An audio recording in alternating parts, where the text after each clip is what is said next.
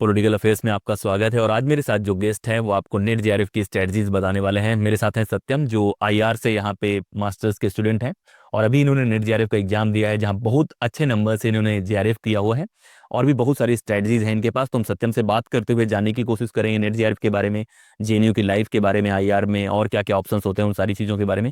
तो सत्यम, कैसा है जेआरएफ क्रैक करने का जो एहसास है और जो स्ट्रेटजीज है उसके बारे में बताइए, कैसा फील हो रहा है जेआरएफ करने के बाद? देखिए, जेआरएफ यूजीसी नेट का जो एग्ज़ाम है जेआरएफ का, इससे पहले मैंने सीवीटी पीजी का भी एग्ज़ाम दिया था। और अगर आप दोनों एग्ज़ाम्स का सिलेबस देखेंगे तो दोनों में कई सारी सिमिलैरिटीज़ हैं।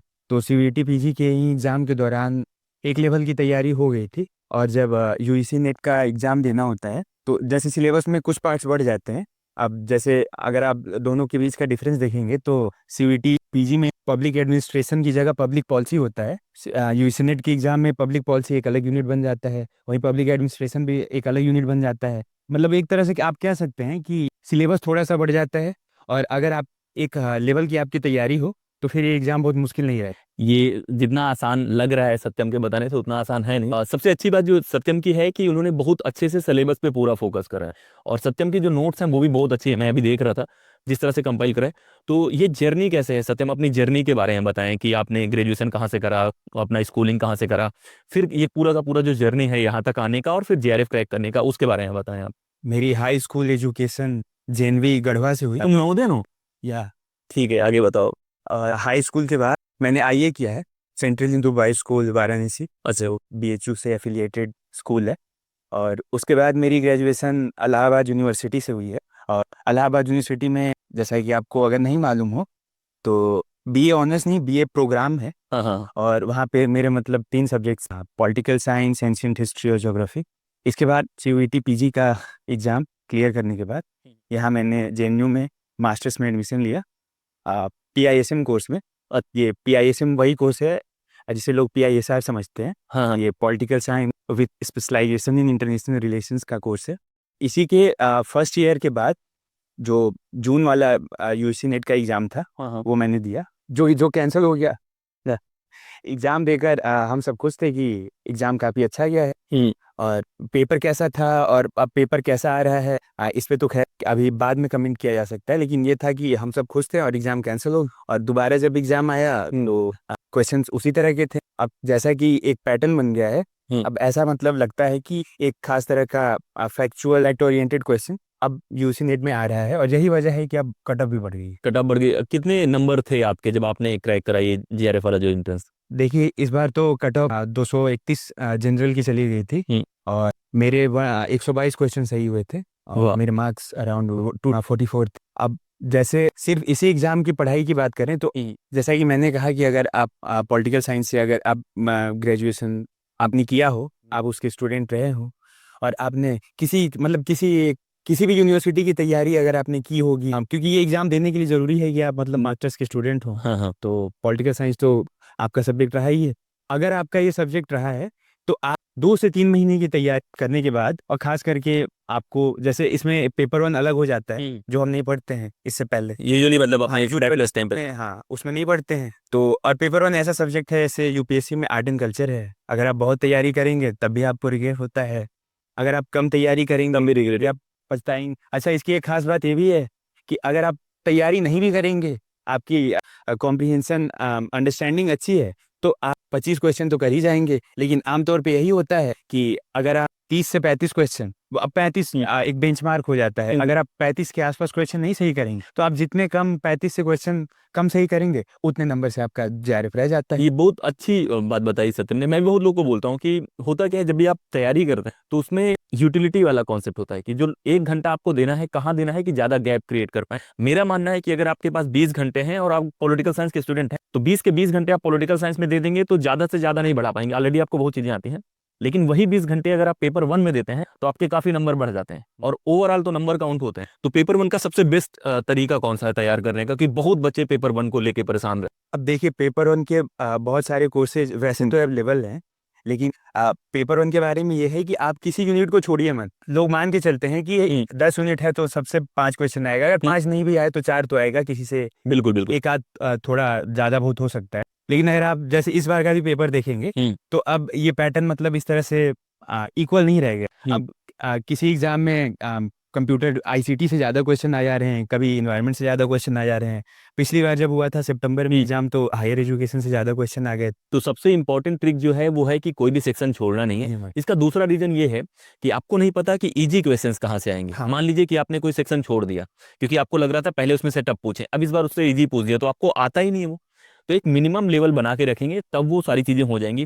पेपर वन के लिए क्या बेस्ट तरीका है और कौन सी तैयारी करने का तरीका? और एक एक जो बात मैं और कहना चाहता था कि आप जैसे ऐसे प्लान कर सकते हैं कि आप डीआई की थोड़ी प्रैक्टिस कर लीजिए, क्योंकि बिना प्रैक्टिस के कभी कभार ऐसा हो सकता है कि डीआई का आपसे कोई क्वेश्चन बने ही। और जैसे डीआई क्या है कि इजी स्कोरिंग है, अगर आपसे बन जाता है तो अगर एक बार आपने डीआई कर लिया और कॉम्प्रिहेंशन आसानी आता है बाकी सबके मुकाबले, और अगर आपको थोड़ी बहुत मैथ आती है हाई स्कूल तक की भी, तो आप इन 15 में से 12-13। 12-13 तो कर ही जाएंगे। और एक एक इसका दूसरा एस्पेक्ट भी है कि जब भी आप डीआई की प्रैक्टिस नहीं करते ना, वहां पे कम समय में आपको थोड़ा सा पैनिक बटन दब जाता है। ज्यादा बच्चे जो गड़बड़ करते हैं, जैसे डीआई देखा कि इतना ज्यादा है फिर उनका पैनिक, तो आप प्रैक्टिस करते रहते हो लगेगा यार ऐसे ही है। वो भी एक तरीका हो सकता है। और मैंने क्या किया था एग्जाम के दौरान, कि पहले मैंने डीआई को छोड़ के पेपर वन अटेम्प्ट किया जितने मुझसे क्वेश्चन बने। इसके बाद मैं पेपर टू की तरफ गया। अब जैसे इसमें मेरे 50 से 60 मिनट खत्म हुए, और इसके बाद क्या हुआ कि मैं पेपर टू की तरफ गया, और 1 घंटे में पेपर टू बनाने के बाद तब भी मेरे पास 50 से 60 मिनट का समय फिर से बचा हुआ था। मैं वापस डीआई की तरफ आया, 20 से 25 मिनट डीआई में लगे, और फिर भी मेरे पास इतना टाइम तो बच ही गया था कि एक बार मैं दोबारा रिव्यू कर। अब ये सत्यम ने खतरों के खिलाड़ी वाला काम करा है, तो मैं रिकमेंड नहीं करूंगा। ये चीज क्या होती है कि बहुत बार जैसे आप बहुत स्मार्ट होते हैं, ठीक है, बहुत लोगों का टाइम का कैलकुलेशन बहुत अच्छा होता है, जैसे मेरा भी है, और जैसे जिस तरह से आपने करा है वो भी बहुत बेहतर तरीका है, मतलब इफेक्टिव बहुत होता है। लेकिन हर इंसान उसको नहीं कर सकता। होता क्या है कि मान लो कि डीआई छोड़ दिया, इजी डीआई थे, अब सब कर डाला, बाद में समय ही नहीं बचा। तो मतलब आप अपने हिसाब से प्लान करें, लेकिन ये बहुत अच्छी स्ट्रेटजी कि जो भी इजी स्कोर है पहले से पहले करने की कोशिश करें, जो माइंड को ट्रबल करे उसको थोड़ा लेट के लिए छोड़ दें। फिर पेपर टू की बातें करें अगर हम पॉलिटिकल साइंस की, तो वो पढ़ने का सबसे अच्छा तरीका, और बुक्स कौन सी पढ़ेंगे? अब जैसे पेपर टू की बहुत सारी स्टैंडर्ड बुक्स भी हैं मार्केट में, लेकिन होता आमतौर पे यही है कि अगर आप क्वेश्चन का पैटर्न देखेंगे तो अब क्वेश्चन को 2 पार्ट में डिवाइड कर सकते हैं, कॉन्सेप्चुअल और फैक्चुअल क्वेश्चन। लेकिन अगर आप अब देखेंगे तो कट ऑफ हाई जाने का सबसे बड़ा रीजन यही है, फैक्चुअल क्वेश्चन ज़्यादा आ रहे हैं। और जब फैक्चुअल क्वेश्चन इतने आ रहे हैं तो आप जैसे बेसिक से स्टार्ट कर सकते हैं। अब आप सीधे अगर हेवुड ना पढ़ना चाहें, एंड्रू हेवुड की ग्लोबल पॉलिटिक्स काफ़ी खतरनाक किताब, आप उसकी जगह ओपी गवा पढ़ सकते हैं। हाँ, और यकीन मानिए कि ओपी गवा भी उतनी ही इफेक्टिव साबित होगी। अभी वाले सिलेबस में। हाँ, अभी वाले सिलेबस में इतनी ही इफेक्टिव साबित होगी। और ये बस सिर्फ एक पेपर की बात नहीं है। आप देखेंगे कि जून में जो एग्ज़ाम कैंसिल हुआ, उसके बाद जो एग्ज़ाम हुआ, अभी जो दिसंबर में एग्ज़ाम हुआ, यानी आप मतलब टोटल 4 पेपर्स की बात कर सकते हैं 2 साइकिल में। इसमें इसी तरह के क्वेश्चन आ रहे हैं कि अगर आपकी बेसिक अंडरस्टैंडिंग ठीक हो, और अगर आपका रट्टा बढ़िया हो। क्योंकि उसमें बहुत बहुत ज्यादा फैक्चुअल सवाल हैं। मेरा ये है कि जो अलग अलग सेक्शंस हैं, जैसे पॉलिटिकल थ्योरी हो गया, आईआर हो गया, कंपैरेटिव पब्लिक, और एक सेक्शन और है इंडियन पॉलिटी, तो सबसे बेस्ट सोर्सेस कौन से हैं इनके, जैसे आपको बताने हो कि ये अच्छा सोर्स है, वहां से पढ़ सकते हैं एक एक करके? अच्छा, जैसे अभी पॉलिटिकल थ्योरी के लिए मैंने कहा कि ओपी गवा की ओपी किताब बहुत अच्छी है। वेस्टर्न पॉलिटिकल थॉट के लिए आप दोनों काम कर सकते हैं। एक तो आप सुशीला रामास्वामी की किताब पढ़ सकते हैं, अगर आप नहीं पढ़ पाए कोई बात नहीं, आप थिंकर वाइज अपने नोट खुद तैयार कर सकते हैं अगर आप चाहें। उनका कॉन्टेक्स्ट क्या है, उनकी बुक्स कौन सी है, उनके स्टेटमेंट कौन से हैं, वो उनका आइडिया कौन सा है, और क्रोनोलॉजी, हम्म। इन सब चीज़ों को आप ध्यान में रख सकते हैं। इन सवालों को पूछने की क्या वजह है, अब ये तो हम नहीं तय कर सकते, लेकिन हम तैयारी कैसे। यही सवाल जवाब देने के बाद पैसे मिलते हैं, तो वो तय करने में नहीं जाते हैं, वो उनका उनका जो है उसको छोड़ देते हैं। उसके मतलब जो भी आपको मिलेगा, मतलब कहते हैं कि हम लोग अभी एग्जाम दे रहे हैं ना, तो हम लोग एग्जाम फ्रेम करने वाले नहीं हो सकते, हम ऑब्जेक्शंस रख सकते हैं। आईआर के लिए क्या पढ़ना चाहिए? आईआर के लिए देखिए, आईआर के लिए आप सब्जेक्टिव स्टडी कर सकते हैं, आप सेलेक्टिव स्टडी कर सकते हैं। एक तो आपके पास ये ऑप्शन है कि आप हेवुड की किताब उठाइए, और उसमें क्या करिए कि कुछ चैप्टर्स को हाईलाइट करिए, देखिए कि कौन से चैप्टर्स हैं जो इम्पोर्टेंट है। हाँ इंपॉर्टेंट है, आपके टॉपिक्स हैं। जैसे उसमें से कुछ चैप्टर्स हैं जो जैसे ग्लोबल इशूज, टेररिज्म के चैप्टर हैं, हाँ। एनवायरनमेंट के चैप्टर्स हैं। तो इसमें आप क्या कर सकते हैं कि जैसे इंपॉर्टेंट ट्रीटीज हो गई, या कोई इंसिडेंट, और उसकी बुक इतनी अच्छी बनी हुई है, मैं मेरा फेवरेट किताबों में से है। रीजन क्या है कि ये मुझे, जब मैं हिंदू में टॉप करा था, तो मुझे गिफ्ट में मिली थी, और रेड कलर की किताब, अभी भी शायद रेडी होगी वो, और उसमें बहुत छोटा छोटा लिखा हुआ और इतना ज्यादा नॉलेजेबल किताब है। आईआर के लिए वो पढ़ सकते हैं आप। कंपेरेटिव के लिए क्या करते देखिए फिर वही बात है कि कंपेरेटिव पॉलिटिक्स जो सब्जेक्ट है, ये फिर से उसी तरह का ट्रिकी सब्जेक्ट है। और जैसे आमतौर पे क्या होता है कि बच्चों को डिमोटिवेट करने के लिए हाँ एग्जामिनर या तो कॉम्पिटिटिव पॉलिटिक्स से या पब्लिक एडमिनिस्ट्रेशन से क्वेश्चन बढ़ा देता है। सही सही। और अगर शुरू में ऐसे क्वेश्चन आ जाए तो बच्चे आमतौर पर इस पर फोकस नहीं करते हाँ हैं। हाँ या तो मतलब उनका focus political theory, western political thought और इंडियन पॉलिटिकल थॉट वगैरह जैसे सब्जेक्ट्स पे होता है या आईआर पे होता है। और इस बीच क्या होता है, public policy, public institution constitution वाले ही पार्ट है। तो जैसे इन सब पार्ट पे आप अगर कम फोकस करेंगे तो इसका नतीजा यही होता है कि अगर उससे किसी बार ज्यादा क्वेश्चन आ जाए तो हो जाएगा। सबका बेस बनाना है आपको। तो सोर्स क्या है उसके लिए, आप कंपेरेटिव पॉलिटिक्स का भी यही सीन है।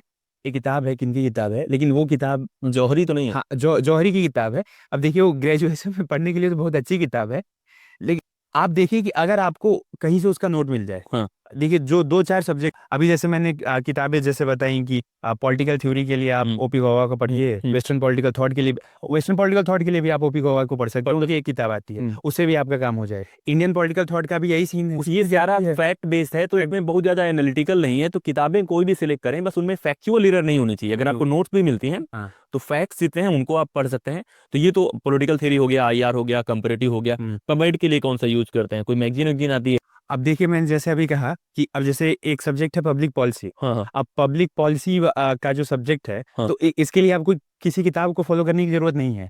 आप मतलब क्या एक देख सकते हैं, एक लिस्ट आप कहीं से देख सकते हैं, किसी कोचिंग की कहीं से भी उठा सकते हैं, जिसमें गवर्नमेंट के क्या प्रोग्राम्स रहे हैं, पॉलिसीज रहे हैं, वो दी हुई हो। हाँ सारा सारा एक्चुअल है। मतलब मेरा कहने का मतलब कि पहले क्या होता था, जैसे मैंने जब नेट जेआरएफ दिया था तो थोड़े से दिमाग लगाने वाले ज्यादा सवाल आते थे, तो उसमें बहुत बार किताबों का फर्क पड़ता था कि अगर आप एनालिटिकल किताबें पढ़ते हैं, अभी बहुत सारी चीजें फैक्चुअल हैं, तो आपको ज्यादा से ज्यादा कंपाइलेशन जो है उनको देखना है और रिवीजन करना है। मैं रिवीजन के लिए बहुत जोर देता हूँ।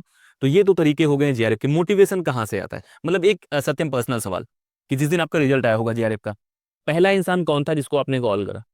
इधर देख के बताना है। हाँ जैसे रिजल्ट आने के बाद क्या था कि हम सभी दोस्त साथ ही रिजल्ट देख रहे थे। और पूरी गैंग का जेआरएफ हो गया है। हाँ, हम तीन दोस्त थे, तीनों इलाहाबाद यूनिवर्सिटी से ही थे। हाँ और तीनों यहाँ अभी जेएनयू में पीआईएसएम कोर्स के अंडर है, एमए सेकेंड ईयर में। तो हम तीनों दोस्त का साथ ही में हो गया था। और खैर इसके बाद ये हुआ कि हमने घर पे कॉल करने से पहले अपने बाकी दोस्तों को कॉल किया जो अब कई दूसरी जगह थे। उनमें से कुछ का कॉल तो पहले ही आ गया था। हाँ अब जैसे हमारे साथ धोखा ये हुआ कि हमारे एक दोस्त था, उसका 4 नंबर से हाँ। उसका इस बार का जेआरएफ रह गया। अब बाद में हमें गिल्टी फील होने लगा। तो मैं रिकमेंड नहीं करूंगा कि अगर उससे क्या होता है तो वो खुद आपको बता देगा। मतलब पूछने की जरूरत नहीं। पूछने की जरूरत नहीं है। बाई चॉइस, मतलब जैसे ये सब ओवर होने के बाद फैमिली में, फ्रेंड में किसे आपने कॉल करा कि यार उसको सुन, मतलब उस इंसान को बहुत अच्छा लगेगा, उसको पता चलेगा कि मेरा जेआरएफ? देखिए घर पे फिर मैंने अपनी मम्मी को भी कॉल किया था। जैसे क्या हुआ, एक मतलब फनी इंसिडेंट है। वो जैसे ये हुआ कि अब जैसे नेट का एग्जाम क्लियर करने के बाद आप एलिजिबल हो जाते हैं प्रोफेसर का एग्जाम देने। तो मेरे एक दोस्त के घर पे लोगों ने ये मतलब अफवाह फैला दी कि अब वो प्रोफेसर बन गया है। और आ, हाँ हाँ। चारों तरफ से बधाइयाँ आने लगी, शादी उदी भी आने लगी क्या, नहीं कि वो प्रोफेसर मतलब बन गया है। और अब मेरे घर पे किसी ने क्या कह दिया, अब जैसे एक इसका दूसरा सिस्टम होता है कि एक तो आप एलिजिबल हो जाते हैं प्रोफेसर बनने के लिए, और दूसरा ये होता है कि अगर आप पीएचडी करते हैं तो आपको फेलोशिप मिलेगी। तो मेरे घर पे किसी ने अफवाह फैला दी कि अगर मैं पीएचडी करता हूँ हाँ। तो मुझे 37,000 महीने देने होंगे पीएचडी करने के। उल्टा? हाँ, तो मुझसे कई लोग पूछने लगे कि ये आखिर ऐसा कौन सा एग्जाम निकाला है तुमने, इसमें 37,000 देने होंगे। लेकिन ये बहुत अच्छा है। जैसे जब भी आप रिसर्च में जाएंगे, पीएचडी में जाएंगे, तो एक फाइनेंशियल आपको बैकअप रहेगा। जब आप जाएंगे तब पैसे भी थोड़े से बढ़ जाएंगे तब तक। लेकिन बहुत अच्छा एग्जाम भी है। और जिस तरह से सत्यम ने सारी चीजें बताई हैं, वो लाइटली बता रहे हैं कि हाँ 3 महीने लगते हैं, वो लगते हैं, लेकिन बहुत बार आपको 4 महीने, 5 महीने, 6 महीने, साल भर भी लग सकते हैं, क्योंकि सबका अलग अलग एफिशिएंसी है। हाँ, वो सारी चीजें हैं। लेकिन बेसिक यही है कि आपको रिवीजन करना है, कोई भी पार्ट नहीं छोड़ना है, पेपर वन अच्छे से करना है, और घर वालों को होने के बाद सही खबर देनी है ताकि उनको लोड ना बने। तो ये थी हमारी सत्यम के साथ बात जो नेट जेआरएफ को लेके थी। और इनके जो नोट्स हैं वो मैंने देखे हैं, काफ़ी अच्छे से कंपाइल करी हुई हैं। तो अंत में यही है कि जो भी चीज़ें आप रखते हैं जो एग्जाम में आता है, सिलेबस देखना है, क्वेश्चंस लगाने हैं, ज़्यादा से ज़्यादा रिवाइज करना है, और एक स्माइल के साथ वो पढ़ाई एंजॉय करनी है। सत्यम का आसानी से इसलिए हुआ है क्योंकि सत्यम ने इसके पहले सीयूईटी पीजी जब करा था तो बहुत मेहनत करी थी और बहुत एंजॉय करा था पूरा का पूरा प्रोसेस। तो एक बार कभी भी आप मेहनत कर, वो कभी वेस्ट नहीं जाता है। क्या सत्यम? अगर 2 साल पहले भी करा है, अभी जेआरएफ में दिख रहा है, उस समय लगा होगा यार सीयूईटी तो उन लोग का भी निकल गया जिन्होंने बहुत मेहनत नहीं करी, ये बहुत बार होता है। तो वो फर्क देखेंगे, जो भी आप मेहनत करेंगे वो कहीं ना कहीं आपको काम आएगा। तो ऐसे ही वीडियो हम सत्यम के साथ और भी लाने की कोशिश करेंगे। सत्यम अभी बहुत ज्यादा पढ़ाई में बिजी रहेंगे, लेकिन हम सीयूईटी का एक वीडियो सत्यम के साथ और लाएंगे। और इनकी जब गैंग आएगी 2-3 लोगों की, कि कैसे सबने स्ट्रेटजी बनाई, सारी चीजें करी, वो एक वीडियो हम लोग लेके आएंगे। तो इस वीडियो में इतना ही। लगातार हम लोग ऐसे ही वीडियोज लाएंगे जहाँ पे हम जो इंटरेस्टिंग वाक़े हैं जेएनयू के, जो एग्जामिनेशन क्रैक करने वाले अच्छे बच्चे हैं और जिनकी अच्छी कहानियाँ उनको लाते रहेंगे। इस वीडियो में इतना ही। जय हिंद।